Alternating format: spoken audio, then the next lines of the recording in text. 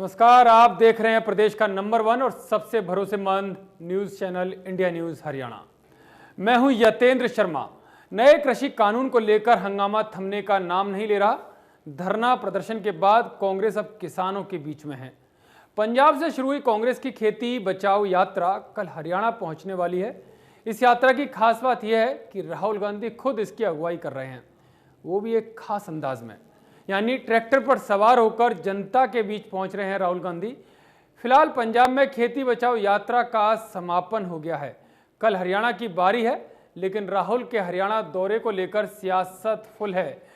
सूबे के गृह मंत्री अनिल विज कोविड-19 के नियमों की दुहाई देकर साफ कर चुके हैं कि 100 से ज्यादा लोगों की भीड़ नहीं जुटने देंगे।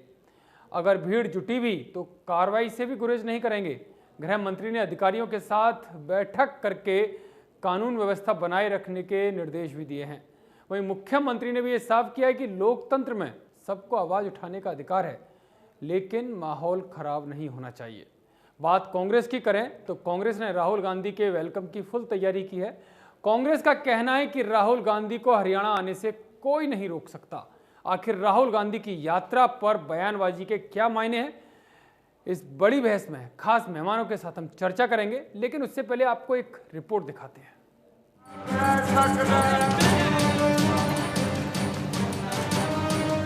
कृषि कानून जिसको लेकर संसद से सड़क तक खूब हंगामा हुआ, वही हंगामा अभी भी बदस्तूर जारी है।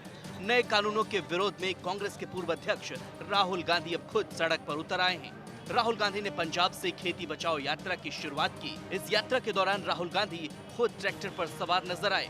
हालांकि पंजाब में कांग्रेस सत्ता में है, तो यात्रा में कार्यकर्ताओं का भारी हुजूम भी दिखाई दिया।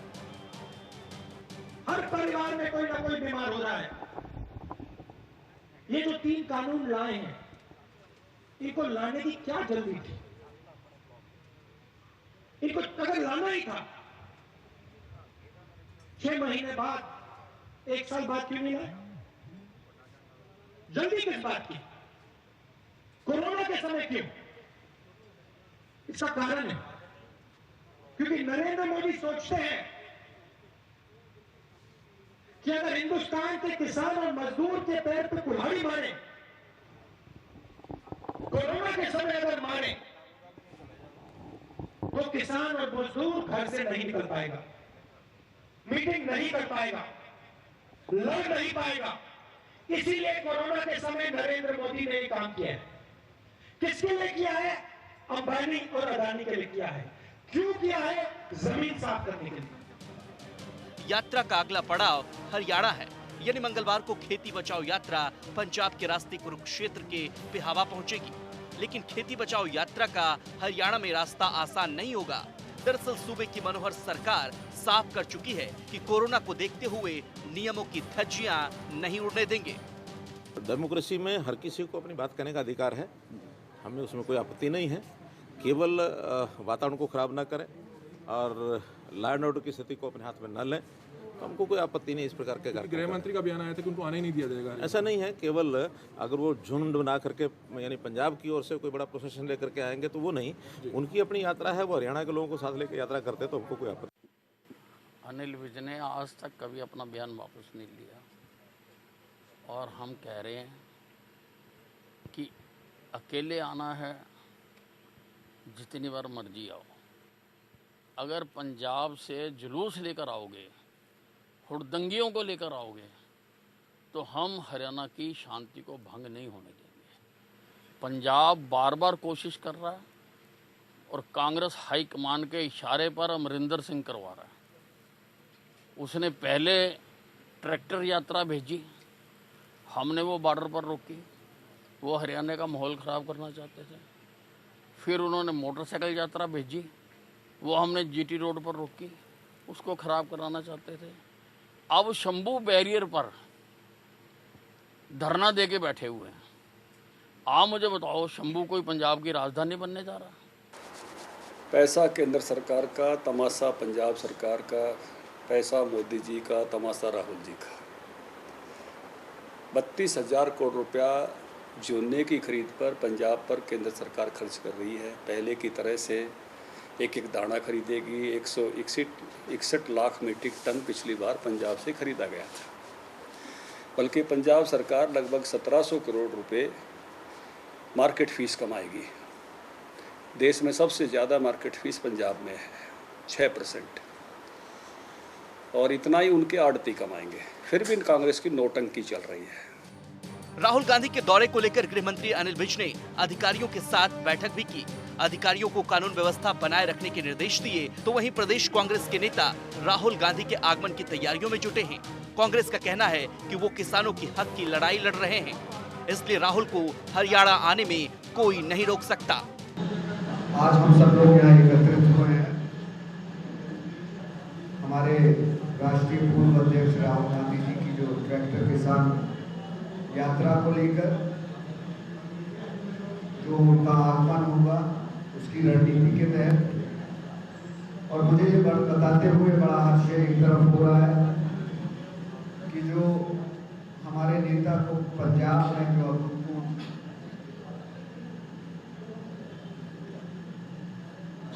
उत्साह के साथ जो समर्थन उन्हें मिल रहा है वो अपने आप में श्री विवेक बंसल जी, सभी माननीय सम्मानित विधायक, पूर्व विधायकगण, पूर्व सांसदगण, सांसद देवेंद्र हुड्डा जी और सभी लोग उनके साथ किसानों से संबंधित इस यात्रा का विरोध जो केंद्र की सरकार के कानून और उनके मुद्दे वो आएंगे, उनका दूसरा स्वागत। मुद्दा किसानों से जुड़ा है। सत्ताधारी पार्टी और विपक्ष आमने सामने है। अब देखना होगा किसानों के नाम पर शुरू हुई सियासत में कौन कौन से रंग देखने को मिलते हैं। Bureau report, India news, Haryana. तो हरियाणा में राहुल की यात्रा शुरू होने वाली है, तो सवाल इंडिया न्यूज हरियाणा का यही है कि राहुल की यात्रा पर जो बयानबाजी हो रही है उसके क्या मायने हैं और क्या रंग लाएगी राहुल गांधी की यात्रा। हरियाणा और पंजाब में जो राहुल की यात्रा हो रही है वो क्या रंग लेकर आएगी। इंडिया न्यूज हरियाणा की बड़ी बहस इन्हीं सवालों पर रहेगी। हमारे साथ एक बड़ा पैनल जुड़ेगा। हमारे साथ अभी बीजेपी और कांग्रेस के प्रवक्ता जुड़ गए हैं। कांग्रेस की तरफ से महिमा सिंह जुड़ी है और वहीं बीजेपी की तरफ से प्रोफेसर वीरेंद्र चौहान जी जुड़ गए हैं। आपका बहुत बहुत स्वागत है। महिमा जी, पहला सवाल मेरा आपसे ही है, 70 सालों के बाद आखिरकार किसानों की याद तो आई कांग्रेस को, किसानों के मुद्दे को लेकर आपकी पार्टी सड़कों पर दिखाई दे रही है, क्या मायने निकाले जाएं? देर से आए मायने वही निकाले जाएं यतेंद्र जी जो मायने हैं। कांग्रेस 70 साल बाद दिखाई दी, ऐसा आपका व्यक्तिगत सोचना हो सकता है, लेकिन जनता को मालूम है हमारे मैनिफेस्टोज में किसानों की जगह, उनका स्थान हमेशा रहा है।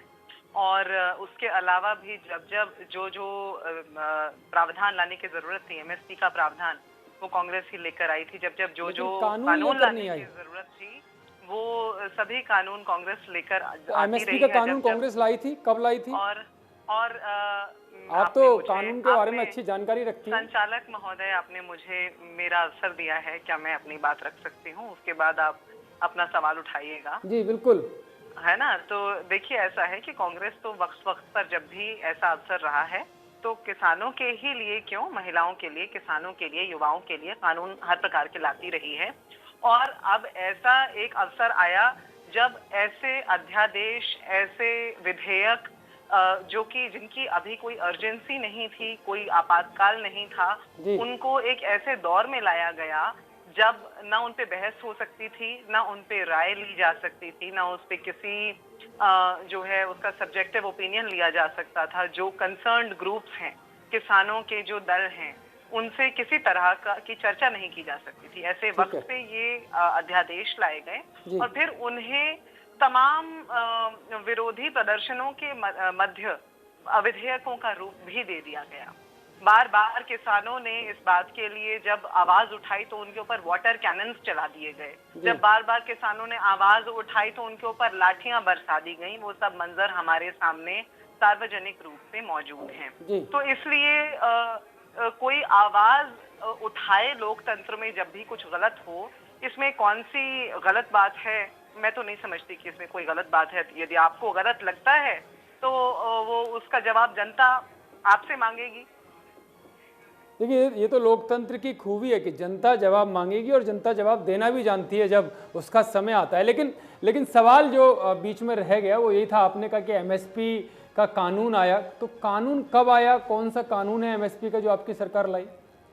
वो सारे जो कानून हैं और जो सारे प्रावधान जब जो आए वो सब आंकड़ों में, वो दस्तावेजों में मौजूद हैं। और वो कानून का तो मैंने जिक्र नहीं सुना, एक व्यवस्था सुनी है जो आप प्रावधान की बात कर रहे हो, वो जरूर सुना है कि एमएसपी की व्यवस्था सरकार करती है हर साल, उसकी घोषणा करती है, लेकिन कानून के नाते कहीं मैंने नहीं देखा, जहां तक मैंने जो थोड़ा बहुत पढ़ा लिखा है। व्यवस्था को भी किसी माध्यम से लाया जाता है और उसी वो सभी जो व्यवस्था, यानी कि कानून नहीं लाई ना सरकार। महिमा जी आप फिर ये आप कानून की बात मत कीजिए ना, क्योंकि उस प्रावधान को हटाने का जिक्र तो ये जो बीजेपी की सरकार है, मोदी सरकार है, उसने भी नहीं कहा कि वो उन प्रावधानों को हटा रही है, कहीं जिक्र है? ये भी तो नहीं कहा कि ये आश्वासन भी तो नहीं दिया कि दे रहे हैं। हाँ, ये इसके लिए बीजेपी के प्रवक्ता हमारे साथ हैं। प्रोफेसर साहब, दिक्कत कहाँ आ रही है? मेरा सवाल बार बार जब भी हम किसान मुद्दे पर बात करते हैं वो यही है, जब इतना आंदोलन हो रहा है, किसान बार बार आप लोगों से कह रहे हैं कि आप एक लाइन जोड़ दीजिए, तो एक लाइन जोड़ने में क्या आ रहा है? कोई दिक्कत है उसमें? आपने सही सवाल पूछा कांग्रेस की प्रवक्ता महोदया से कि कांग्रेस कह रही है भारतीय जनता पार्टी एमएसपी के लिए कानून ले आए। जो स्वाधीनता के बाद के 7 दशक से ज्यादा का समय है, उसमें लंबे अरसे तक, सर्वाधिक समय तक आप सत्ता में थी, यानी आपकी पार्टी। और जिस कानून की आप मांग कर रही हैं आज, या किसानों में से भी कुछ लोग मांग कर रहे हैं, वो कानून कभी नहीं बनाया गया, उस तरह की कोई व्यवस्था नहीं की गई जी। देश में एमएसपी देने के लिए एक आयोग गठित है और उस आयोग की सिफारिशें सरकार मानती है, उनको लागू करती है जी। तो जो व्यवस्था पहले से है उस व्यवस्था को बदस्तूर, यूं का यूं, बिना छुए, बिना हिलाए हम कायम रखे हुए हैं। हमने उसको टच नहीं किया है। और देश के प्रधानमंत्री, देश के कृषि मंत्री संसद के भीतर खड़े होकर कह रहे हैं कि हम उसको यूं का यूं रखेंगे। चौहान साहब सवाल ये है कि जब संसद के अंदर कह रहे हैं, प्रधानमंत्री का बयान आ गया, तो उसमें एक लाइन लिखने में क्या दिक्कत थी कि एमएसपी बदस्तूर जारी रहेगी, आगे भी रहेगी? कहीं ये क्यों नहीं लिखा गया? आपको मेरी बात पूरी सुननी चाहिए।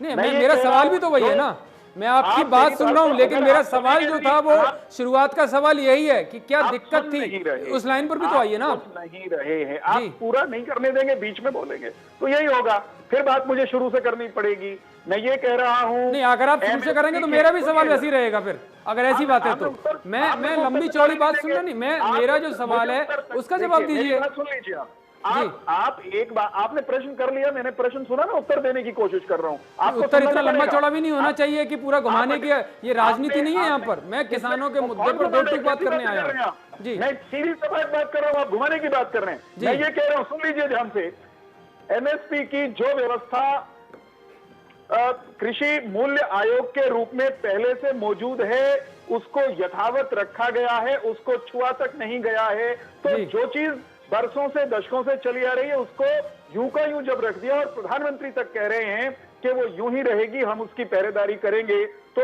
उसके बाद उसको मसला बनाना उसका कोई अर्थ नहीं है। ठीक है, एनएलओ की तरफ से हमारे साथ अवनदीप केसरी साहब भी जुड़ गए। केसरी साहब, चौहान साहब की आप बात सुन रहे हैं कि प्रधानमंत्री के बयान का हवाला तो वो दे रहे हैं, लेकिन जहां बात जो आप लोग भी मांग कर रहे हैं, कांग्रेस लगातार मांग कर रही है, आपकी पार्टी भी मांग कर रही है कि एक लाइन लिखने में प्रॉब्लम क्या है, उस पर गोलमोल जवाब है जी।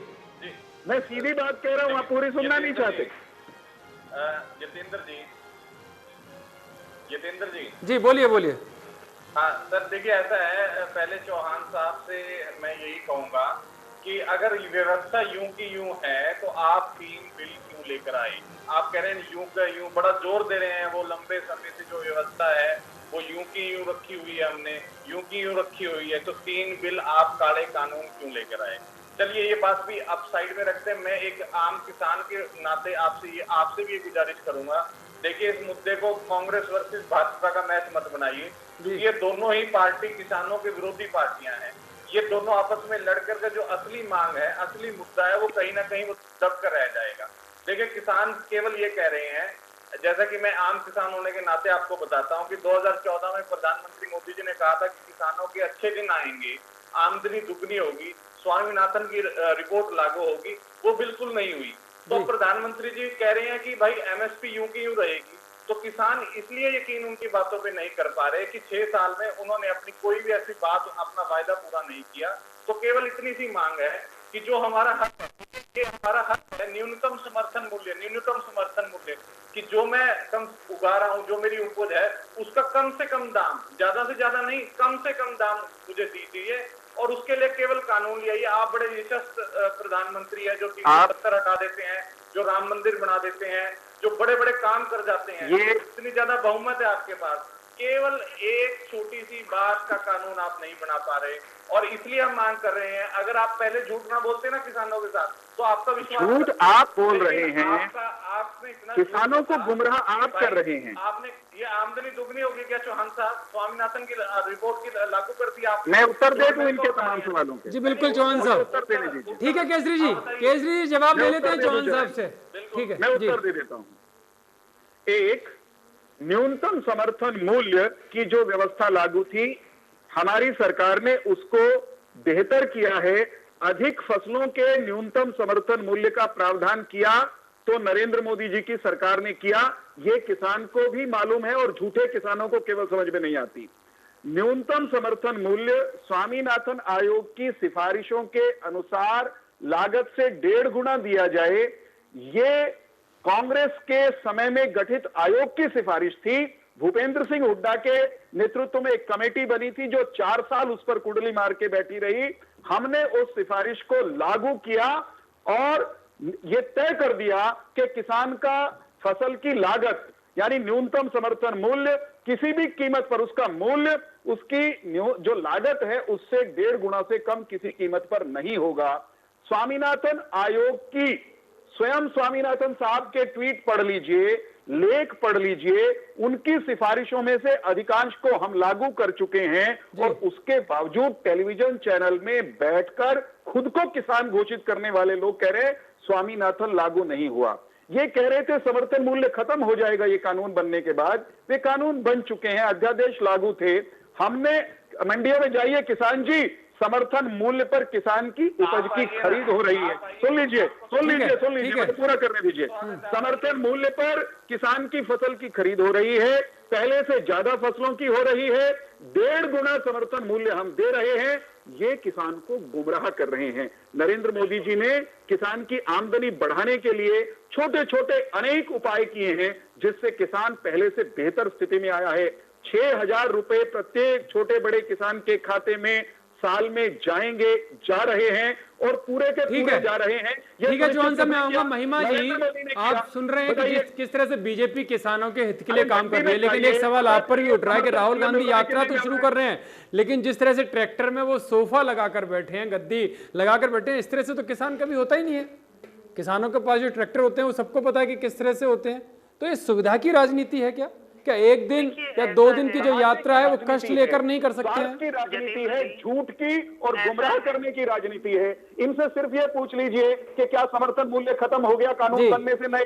क्या मंडियां खत्म हो गई? ठीक है चौहान साहब, मैं आऊंगा। अब यात्रा पर भी सवाल कर लेने दीजिए जो हमारे सवाल हैं। जी प्रोफेसर महोदय से आग्रह करूंगी कि मैं उनकी बात से बिल्कुल इत्तेफाक रखती थी जब उन्होंने कहा कि संचालक महोदय उन्हें अपना अवसर दें और पूरा करने दें जवाब देने का, और ऐसा अनुशासन अगर हम सभी एक दूसरे के प्रति बनाकर रखें तो मुझे लगता है चर्चा सुचारू रूप से हो पाएगी और जनता तक वो पहलू पहुंच पाएंगे जो पहुंचाने की हम लोग कोशिश कर रहे हैं। अब आपने सोफे की बात उठाई है यतेंद्र जी, तो उसमें ऐसा है कि वो तस्वीर बिल्कुल आप उसको गौर से देखें, उसमें जो जिस प्रकार का जो प्रोविजन है, वो क्या मॉडल है, क्या ट्रैक्टर कौन सी कंपनी का है, क्या है मुझे नहीं मालूम, पर उसमें अलग से कोई सोफा लगा हुआ है ऐसा मुझे बिल्कुल प्रतीत नहीं हुआ।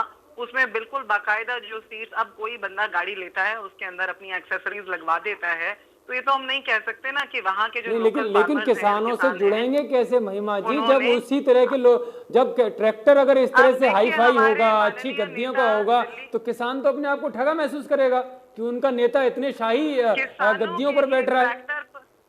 यतेंद्र जी, किसानों के ही ट्रैक्टर पर बाकायदा राहुल जी बैठे हुए हैं जी, और वो दिल्ली से तो ट्रैक्टर लेकर नहीं गए साथ में। तो खैर ये तो अपनी अपनी व्यक्तिगत जो विचारधारा और टिप्पणी है उस पे वो हो सकती है। मुझे ये लगता है सोफा और ट्रैक्टर कैसा है, कौन से रंग और कौन से मॉडल और कैसी गद्दी है, उसमें उसकी बजाय यदि हम इस बात के ऊपर केंद्रित करें अपना ध्यान कि एक नेता और विपक्ष के ओर से एक ही व्यक्ति ऐसा जो खड़ा हुआ है, जो आवाज को बार बार उठा रहा है और जो बुलंद कर रहा है ऐसे सूबों की, ऐसे समूहों की आवाज को, जिनकी आवाज को कोविड के बहाने से दबाने की कोशिश की गई। अध्यादेश के मायने हम सभी जानते हैं और इस बात पे बार बार बहस हो चुकी है कि ये अध्यादेश इतनी इमरजेंसी में लाने की क्या आवश्यकता थी। तो मेरे को लगता है कि नहीं, ये तो सरकार की तरफ से साफ हो गया कि किसानों की आय बढ़ानी, और जिस तरह का जो अध्यादेश है अगर वो लाए तो गलत क्या है, सरकार का अधिकार है। अध्यादेश लाया जाता है जब सभा सदन में नहीं होती है और ऐसे वक्त में कोई ऐसी परिस्थिति पैदा हो जाए जिसके अंदर उस समय कोई ऑर्डिनेंस या अध्यादेश ला करके उस समय कोई कानून लागू करने की आवश्यकता होती है, ताकि जब सदन में वापस आए सभा तो उस समय उसके ऊपर चर्चा करके उसे विधेयक बनाया जा सके। हमारा सवाल यही है बार बार 100 बार कि ऐसी कौन सी आपत्तिजनक स्थिति उस समय, ऐसी कौन सी आपदा आ पड़ी थी, ऐसा कौन सा आपातकालीन आ गया था कि जिसकी वजह से हम ये अध्यादेश लाने के लिए सभा बैठने में, सदन बैठने में कुछ हफ्तों का ही फासला रह गया था। तो ऐसी कौन सी आपातकाल स्थिति आ गई थी जिसकी वजह से हम कुछ हफ्तों का इंतजार नहीं कर सकते थे। और अब आप बात कर रहे हैं किसान, जैसे कि अभी मेरे साथी प्रवक्ता महोदय प्रोफेसर साहब ने कहा कि कुछ थोड़े बहुत किसान जो इसका समर्थन नहीं कर रहे। मैं ये पूछना चाहती हूँ कि ये जो इतने बड़े हुजूम उमड़ के आ रहे हैं, सिर्फ राहुल गांधी जी के साथ नहीं और तमाम किसानों के साथ चलने वाली पार्टियों के साथ, ये कहाँ से आ रहे हैं? धनखड़ जी लगे हुए हैं, खट्टर जी लगे हुए हैं, तमाम बीजेपी के कार्यकर्ता किसानों को एजुकेट करने में लगे हुए हैं। बावजूद उसके क्यों किसान ये समझ नहीं पा रहे हैं? कितने भोले हैं हमारे, नादान है किसान, उनको समझ ही नहीं आ रहा। ये लोग उनके घर तक जा के बता रहे हैं कि भाई तुम्हारे फायदे की बात है, वो क्यों समझ नहीं पा रहे? हमारे बैंक खाते में क्यों आ रहे हैं? ये सवाल बार बार वही उठाए जा रहे हैं, मैं उत्तर देता हूँ। बिल्कुल, किसान निश्चित रूप से भोला है, भोला था, और उसके भोलेपन का आप लोगों ने लगातार नाजायज फायदा उठाया है। आज भी अपनी राजनीतिक रोटियां सेकने के लिए आप आ गए। मैं एक छोटा सा उदाहरण देता हूं। जब सीएए का बिल आ रहा था, कानून आ रहा था, उस समय कांग्रेस की जो शिखर नेत्री हैं, उन तक ने ये कहा था कि अल्पसंख्यकों का न जाने सफाया हो जाएगा, सबकी नागरिकता छीन ली जाएगी, उठो जागो, तूफान मचा दो, ऐसी ऐसी बातें की थी।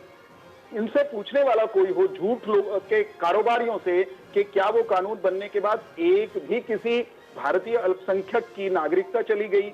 ठीक उसी तरह अब ये उसी पैटर्न पर झूठ का कारोबार कर रहे हैं। मंडी खत्म हो जाएगी, एमएसपी खत्म हो जाएगा, मंडी वहीं पर है, एमएसपी पर फसल खरीदी जा रही है, पहले से ज्यादा खरीदी जा रही है, बेहतर एमएसपी हम दे रहे हैं। तो झूठ बोलने वाले लोग वो किसान के भोलेपन का पहले भी दुरुपयोग करते रहे हैं, लेकिन चौहान साहब जो आप कह रहे हैं कि ये तो चलो गुमराह कर रहे हैं किसानों को, लेकिन आपका संघ परिवार का एक संगठन है किसान संघ, वो भी तो विरोध कर रहा है।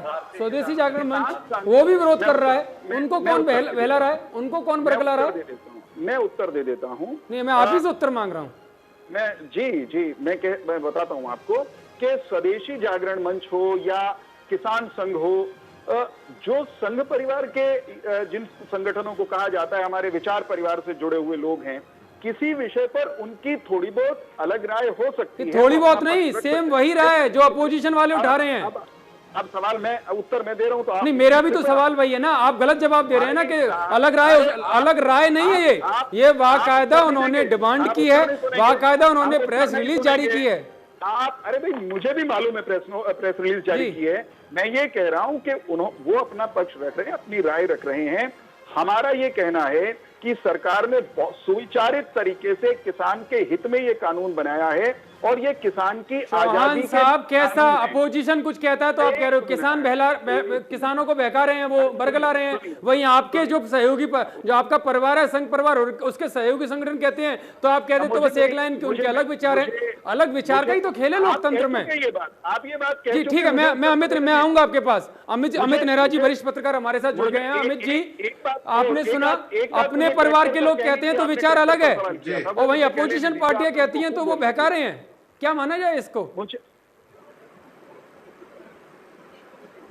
जितेंद्र, ये सारा शब्दों का खेल है। देखिए, बरगला तो इसका मतलब दोनों ही रहे हैं भाई। दोनों की अगर स्टेटमेंट एक है, दोनों की स्टेटमेंट एक है तो उसका उत्तर भी एक ही होना चाहिए भाई। दोनों या तो बरगला रहे हैं या बिल्कुल उनको ठीक कह रहे हैं वो।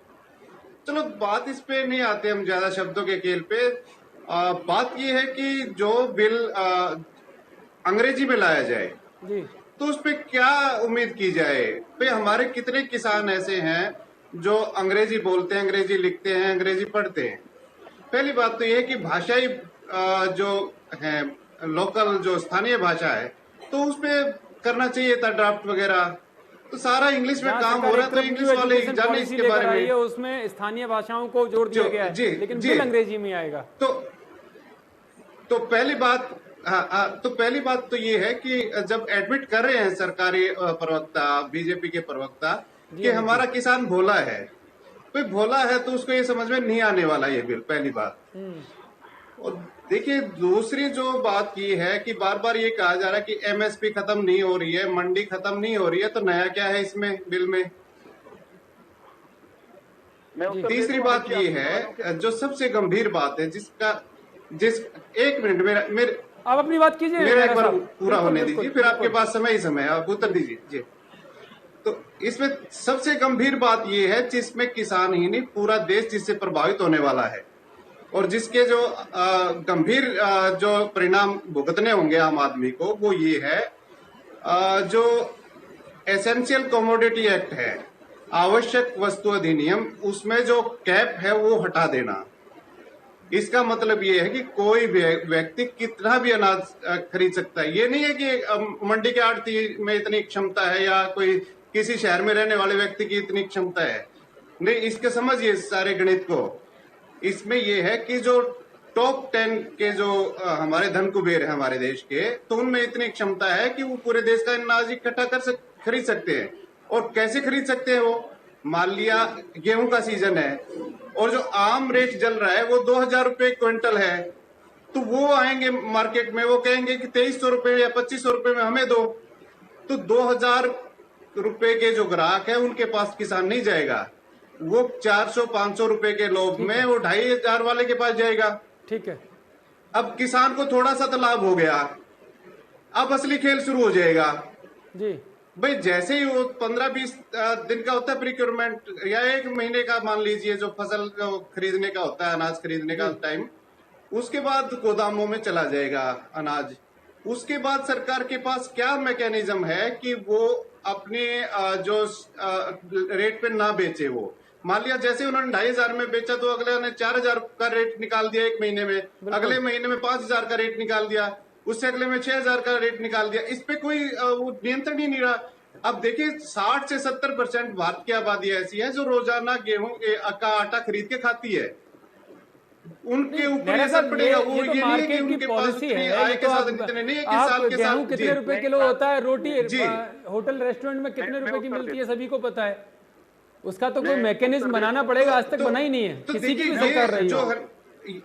इन्होंने जो सवाल उठाए ये देखिए ये गंभीर बात है। पहले थोड़ा सा ये था, थोड़ा सा दिमाग में ये रहता था कि भाई ज्यादा एक अपर लिमिट है, उससे ज्यादा हम नहीं खरीद सकते। कालाबाजारी जो अधिनियम था वो लागू हो जाता था। ठीक है, मैं आपके सवाल का जवाब दूंगा। हमारे साथ केसरी साहब भी काफी देर से बने हुए हैं। केसरी साहब, कोरोना काल तो चल रहा है लेकिन कांग्रेस ने तो ठान लिया कि कुछ भी हो वो सड़कों पर उतरेंगे और उतर भी आए हैं।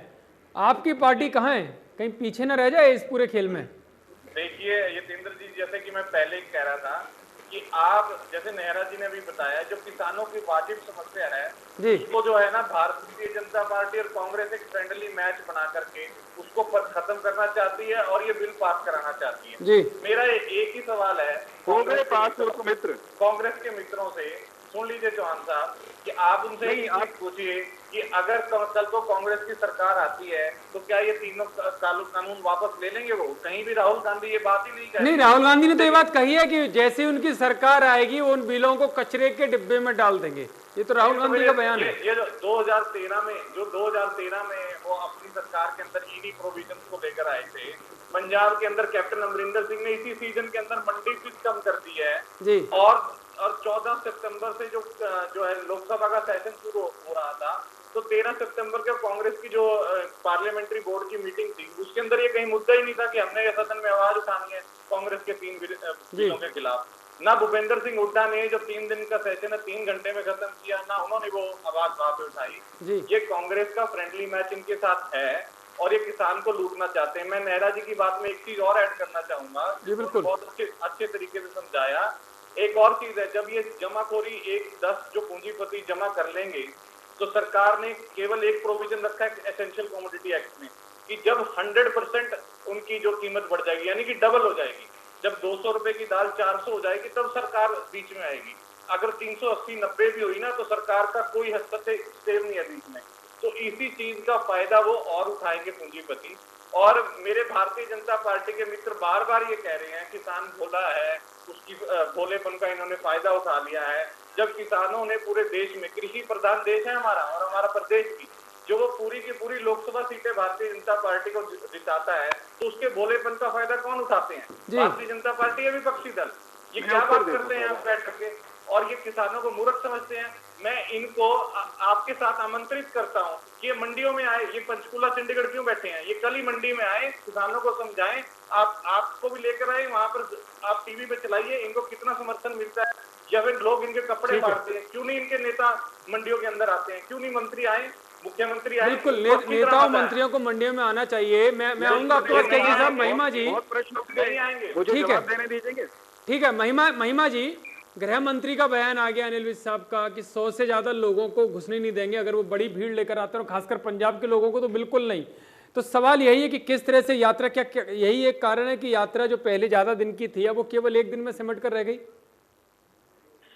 एक दिन में नहीं सिमट कर रह गई है यतेंद्र जी। कल यात्रा पेहवा से होते हुए कुरुक्षेत्र पहुंचेगी और परसों नीलोखेड़ी से होते हुए करनाल चली जाएगी यात्रा। कल और परसों 3 दिन की थी, आज का पूरा दिन पंजाब में लगा है। नहीं महिमा जी, अब आपकी पार्टी की तरफ से बयान आया है कि पिपली में जाकर खत्म हो जाएगी, केवल एक दिन की यात्रा रहेगी। यात्रा का शेड्यूल चेंज कर दिया गया है, पेहोवा से शुरू होगी और पिपली में खत्म हो जाएगी। इस कार्यक्रम पे आने से बिल्कुल पहले तक जो मेरे पास सूचना थी, मैं उस सूचना की बात कर रही हूँ। अब नई सूचना मैं आपको दे रहा हूँ कि आपकी पार्टी ने पूरा शेड्यूल चेंज कर दिया है, यात्रा केवल एक दिन की निर्धारित कर दी है। तो क्या डर लग गया? क्या जो अनिल विज जो गृह मंत्री उन्होंने कहा कि कानूनी कार्रवाई करेंगे अगर ज्यादा लोग होंगे, तो क्या एक ही दिन में सारा काम खत्म? देखिए, डर या भय या निर्भयता का जो प्रमाण है वो तो हमारे नेताओं ने उत्तर प्रदेश के बॉर्डर पर दे दिया है और कल यहाँ पर भी मिल जाएगा। एपिडेमिक्स एक्ट का आह्वान करने वाले नेता ये जान लें कि राम मंदिर के भूमि पूजन में कितने लोग थे। जब बात एविडेंसेस पे आएगी तो फिर बात वहां पे भी जाएगी, बात शुरू होगी तो फिर दूर तलक जाएगी। दूर तलक जानी चाहिए ना। ये किस तरह की यात्रा जो किसानों के हित के लिए हो रही है और किसानों की जान जोखिम में डालकर, कोरोना का समय है, जहां सोशल डिस्टेंसिंग फॉलो करनी चाहिए, वहां आपके राजनेता केवल राजनीति के लिए, वोट बैंक की सियासत के लिए सारी गाइडलाइंस को धता बता रहे हैं। बिल्कुल भी नहीं। आप क्यों ये सामने आप देखिए ना, इंडिया न्यूज हरियाणा आपको टीवी स्क्रीन पर दिखा रहा है, कितने सैकड़ों की संख्या में लोग उनके साथ हैं। अगर कोरोना फैलेगा तो इसका जिम्मेदार कौन होगा? आप जिम्मेदारी लेंगी महिमा जी? यतेंद्र जी, आज आप थोड़े से मुझे ज्यादा उत्साहित लगते हैं। प्रोफेसर साहब ने भी महसूस किया, मैं भी कर रही हूँ। आप सुने भी कृपया, आप सवाल पूछ रहे हैं तो आप जवाब नहीं देंगे, मैं तो सुनने को तैयार हूँ, लेकिन जवाब तो दीजिए। जवाब देने दीजिएगा प्लीज। आप जवाब देने देंगे तो आप जवाब देने के लिए तो आए हैं। आप प्रवक्ताओं को बुलाते हैं तो उन्हें अवसर जरा तरीके से दिया करें। मैं आपको यही जवाब ही दे रही हूँ। आपने डर की बात की, डर का मैंने आपको जवाब दिया कि हम अपनी निर्भयता का जो प्रमाण है, एक बार लाठी खा के और दूसरे दिन फिर पहुंचे और फिर गए वहां अपने गंतव्य तक पहुंचे, वही प्रमाण आपको यहाँ देखने को मिलेगा। मैं कार्यक्रम में बैठी हूँ, ऐसे में यदि पार्टी ने कोई घोषणा की हो, उसको जब तक मैं जानती नहीं हूँ, मेरे सामने आपकी स्क्रीन नहीं चल रही है, मेरे सामने आप जानते हैं ये ड्यू टू द रिस्ट्रिक्शंस हम अपने कंफर्ट अपने स्पेस से ये कर रहे हैं, आपके स्टूडियो में नहीं बैठे हैं। वहां बैठे होते तो आपकी बात पर टिप्पणी करती। मेरे पास ये घोषणा अभी तक नहीं पहुंची है। ये घोषणा पहुंच जाने के बाद उस पर टिप्पणी करना उचित समझूंगी। और रही बात कोविड की और सोशल डिस्टेंसिंग की, तो इस समय राष्ट्रीय स्तर पे एक इतना अहम मुद्दा ये जो है, और एक इतने बड़े समूह का, किसानों के समूह का जो इंटरेस्ट है वो दांव पर है, और उसको लेकर के ये प्रमाण है बल्कि कांग्रेस पार्टी के और तमाम दूसरी पार्टियां और दूसरे दल। अगर आप कांग्रेस पार्टी से सवाल करेंगे तो पहले ये सवाल किसानों से करना पड़ेगा, क्योंकि वो प्रदर्शन कर रहे हैं, इसलिए हमारे नेताओं को आकर उनके साथ सॉलिडारिटी, उनका साथ दिखाना पड़ रहा है कि हमारी पार्टी हमेशा उनके साथ खड़ी है। और दूसरी बात, मुझसे जस्ट पहले जो दूसरे साथी प्रवक्ता हैं, उन्होंने ये बात उठाई कि राहुल जी क्यों नहीं घोषणा कर देते। आपने उसका जवाब तो दे दिया कि राहुल जी ने बोल दिया है ये तीनों अध्यादेश, तीनों विधेयक हम वापस लेंगे यदि हम सत्ता में आते हैं तो। और हमारी जो माननीय अध्यक्षा महोदया हैं श्रीमती सोनिया गांधी जी ने इस बात का आह्वान तमाम कांग्रेस द्वारा जो जहां सरकार है उन प्रशासित राज्यों में ये संदेश दे दिया है सभी मुख्यमंत्रियों को कि वे किसानों के हित में जिस तरह के परिवर्तन इन विधेयकों में लाने की आवश्यकता हो वो बेधड़क बेहिचक करें।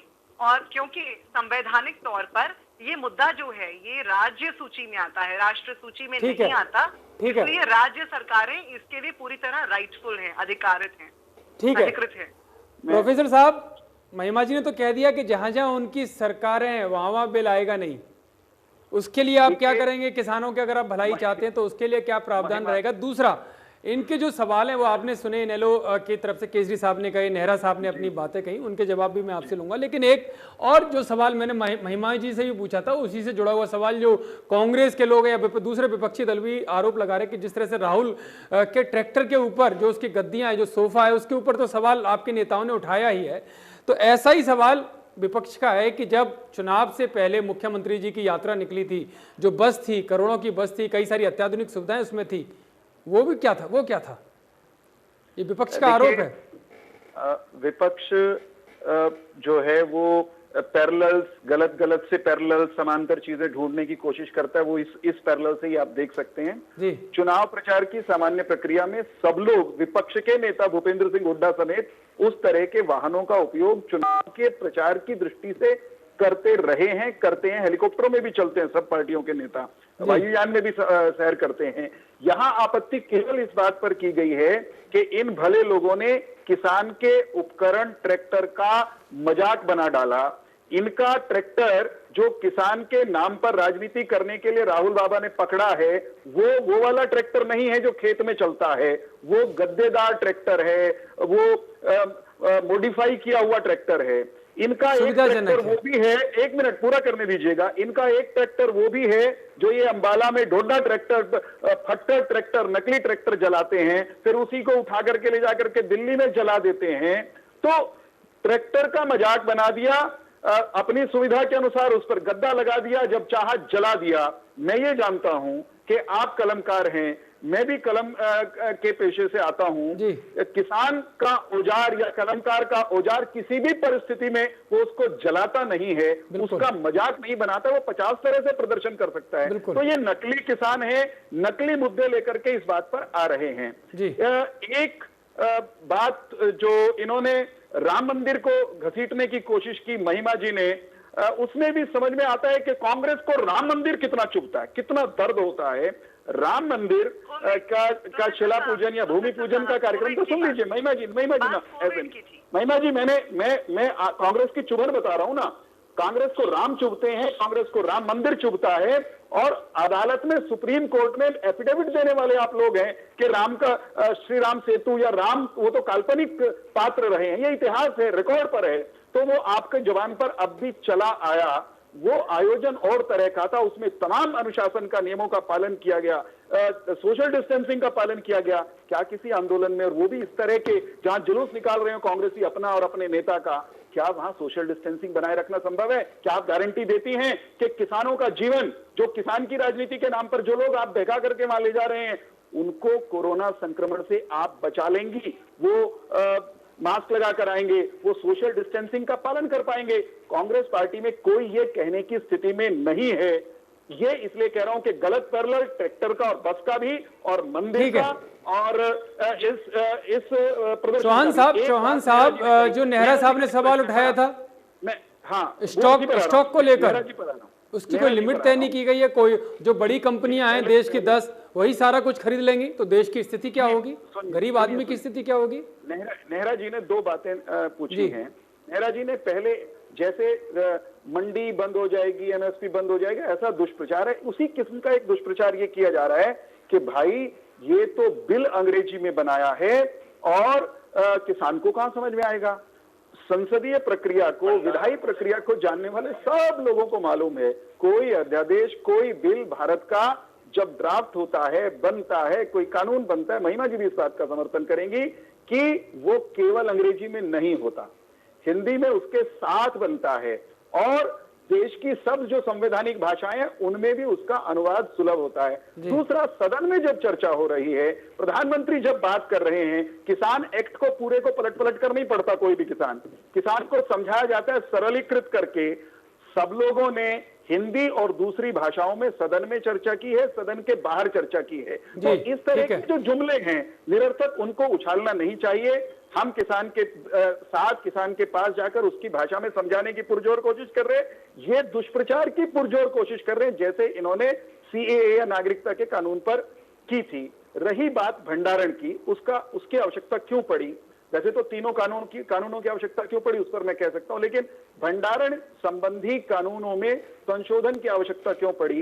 दरअसल ये जो कानून 3 बनाए गए हैं, नई व्यवस्थाएं दी गई हैं, इनका पर्पस किसान को आजादी देना है इस गुलामी से कि वो अपनी फसल केवल और केवल मंडी में बेचेगा और कहीं जा नहीं सकता, और वो अपनी फसल का कभी भी निगोशिएट नहीं कर सकता अपना दाम। बोली लगेगी, जो वहां बोली लगाने वाले दाम दे जाएंगे वही उसी पर बेचेगा। किसान को हमने कहा आपने बोली पे बेचना है मंडी में बेचिए, समर्थन मूल्य पे बेचना है मंडी में बेचिए। बाहर कुछ लोग अगर बेहतर दाम देते हैं तो आप उसको स्वीकार करें। नेहरा जी ने उसको स्वीकारा कि किसान को बाहर अधिक दाम मिलने की संभावना है, यही तो हमारा प्रयास है। अब एक बात यहां पर है भंडारण वाली, तो जब आप किसी बाहर की एजेंसी को या किसी खरीदार को, चाहे वो आज खरीदने वाला जो मिलर क्यों ना हो, जब आप उसको एक सीमा से अधिक खरीदने की छूट नहीं देंगे तो उसकी तो खरीद गैर कानूनी हो जाएगी, आज भी गैर कानूनी है। तो भंडारण के कानून में छूट देने की आवश्यकता इसलिए पड़ी कि जब उसको भंडारण की अनुमति ही नहीं है तो वो किसान से क्यों खरीदेगा, और नहीं खरीदेगा तो उसको ज्यादा दाम कैसे देगा? It is so simple. ठीक है नेहरा जी, मुझे लगता है आपको सवालों के जवाब मिल गए होंगे, या अभी भी कोई शंकाएं हैं आपकी? नेहरा जी ठीक है, मैं चौहान साहब आऊंगा। नेहरा जी समय कम है। नहीं, देखिए ऐसा है, संसद की जो वेबसाइट है उस पे जो ड्राफ्ट था उसमें हिंदी में कोई जिक्र नहीं था। जो मांगे गए थे, सुझाव मांगे गए थे वो सारे इंग्लिश में थे। पहली बात, मैं बिल की बात नहीं कर रहा हूं, जो ड्राफ्ट की बात मैं की है मैंने, और इसमें किसी के बहकावा नहीं है। आप ये ऑन रिपोर्ट है, आप देख लीजिएगा, सारी पार्टियों के इस तरह से यहाँ पे मौजूद है। पहली बात। दूसरी बात, देखिए भंडारण आप करिए, अच्छी बात है। मैंने ये भी कहा कि 2000 का माल 2500 में खरीदा जाएगा, सही बात है। लेकिन आपने एक पक्ष देखा, भाई अरे भंडारण की बात है तो आप उसके अपर लिमिट तो लगाइए भाई, 10,000 ton, 20,000 ton, 50,000 ton, 1 lakh ton. आप इंडेफिनेट अनंत कैसे कर सकते हैं आप? मेरी ये समझ में नहीं आई। उसमें क्या है कि प्रतिस्पर्धा का माहौल रखिए। यही काम कांग्रेस ने किया था। मैं उदाहरण देके बताना चाहूंगा, जो SEZ का मसौदा पारित किया था इन्होंने, तो झज्जर और गुड़गांव के हिस्से में SEZ इन्होंने प्रस्तावित किया, लेकिन लाइसेंस दिया सिर्फ एक कंपनी को, रिलायंस को। तो रिलायंस ने अपने रेट पे जमीनें खरीदी वहां पे, क्योंकि दूसरा प्लेयर था ही नहीं। अगर वहां पे 5-6 कंपनियों को लाइसेंस दे देते, ठीक है, लेकिन तो लेकिन मेहरा साहब, ये जो बयानबाजी, ये मेरा जो आज बड़ी बहस है वो ये है कि जो बयानबाजी हो रही है राहुल गांधी की यात्रा पर, क्या मायने हैं, क्या मतलब निकाले जाएं इसके?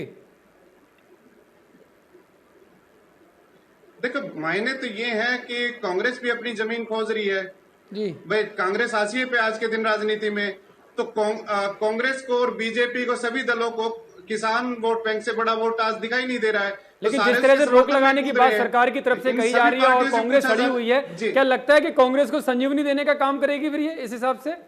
क्योंकि जब भी इस तरह की रोक लगती है तो दूसरी राजनीतिक पार्टी उबाल लेती है। देखो संघर्ष, देखो ऐसा है, मामला रोक लगाने का है।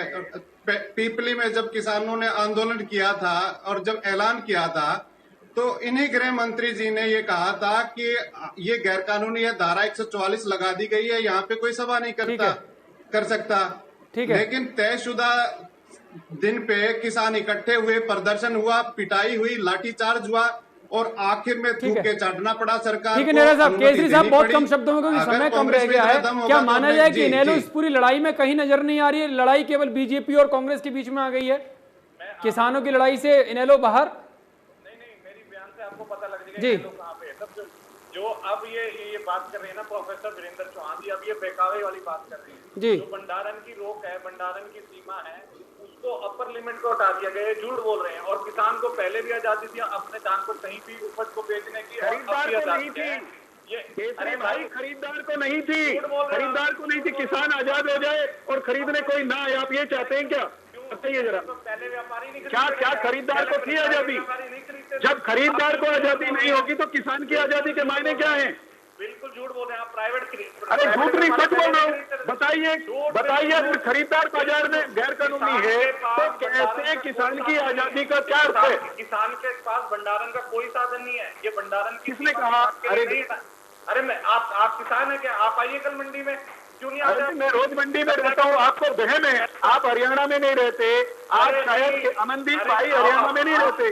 मैं मंडियों में भी जा रहा हूँ, मेरे मुख्यमंत्री जी भी मंडियों में जा रहे हैं, सांसद भी मंडियों में जा रहे हैं, और आप तो झूठ बोल रहे हैं।